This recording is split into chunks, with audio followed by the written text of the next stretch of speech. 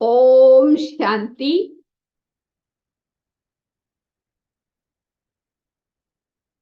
God is ocean of knowledge. They say that if you want to write down all the knowledge that God gives, making the ocean into ink and all the trees into pen, the whole earth into paper, you may run out of the material, but you may not be able to finish writing it down.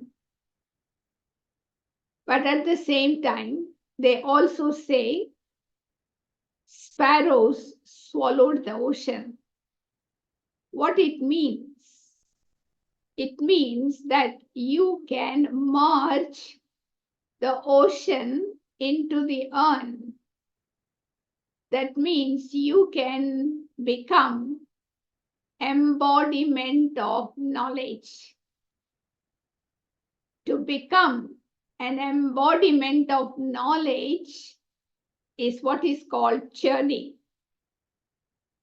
Churning knowledge means digesting knowledge. Just like we eat physical food, we chew the food to change it into energy. In the same way, when I churn knowledge, I am able to make it as part of my system into energy. Through the power of churning, we go into the subtleties of knowledge. When I go into the subtleties of knowledge, I am able to absorb it in my intellect. Churning knowledge also means to make Baba's treasure my own. So for that, I need to dive deep into the ocean so I can come out with pearls and jewels. There are 3 stages. We get information. We have to change information into knowledge and knowledge into wisdom. So in order to transform information into knowledge, I first of all need to reflect on the information. And that allows me to keep only the necessity information. And then when I'm able to churn the knowledge, I transform into wisdom. Wisdom means using knowledge in action.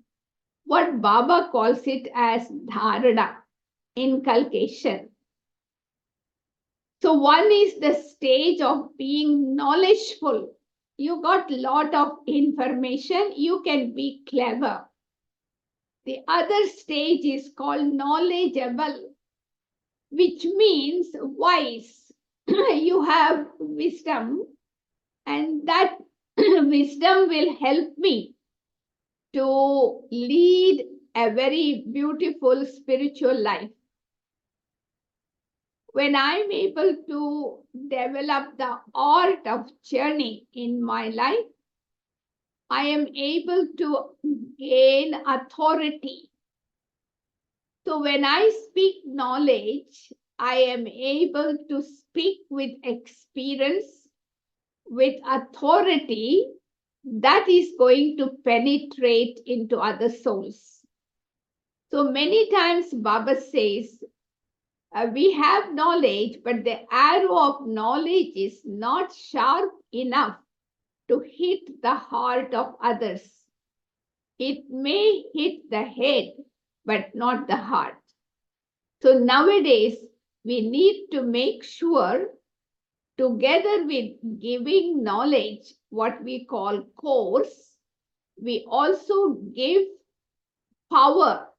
Knowledge course must have force, which means that when I speak knowledge, by being embodiment of knowledge, I am able to take souls into experience. Churning of knowledge also helps us to maintain intoxication. And intoxication in Brahmin life is a very important ingredient to have powerful yoga. The more intoxication I have, the more powerful my yoga will be. So this is why Baba always says, Baba gives you raw material. Murli is like a raw material, but you have to break down into pieces, go into the subtleties of each point and embrace them. So you can go into the subtleties of each point by asking 4 questions. Why, what, how, and when. So when you are able to go slowly, deep into these questions, you go into the subtleties, dive deep into the ocean, and you begin to embody. You become the form of it. It is not like churning does not mean that you are clever in repeating points. You are clever in giving lecture on a particular topic, but churning is one form of dharana. So when I have the art of churning, like Mama is the perfect example, Dadi Janki is the perfect example. They used to churn Baba's Murli as they listen, and then they were able to produce the experience for us. So it is something like, cow. We feed the cow with the grass, but the cow has to chew the grass 32 times before it converts the grass into milk. And so this is why let us imbibe the knowledge through churning and make it as blood energy, so that not only I have light of knowledge, but I also have might of knowledge to face difficulties in life, and I am able to move forward with intense speed. So knowledge is light, knowledge is might, but it is also divine insight. The more light and might of knowledge you have, the more divine insight is developed. That means your third eye of wisdom opens up. So in that way, with these 3 things, you are able to claim full birthright from Baba. So in that way, I will be a full self-sovereign. Om Shanti.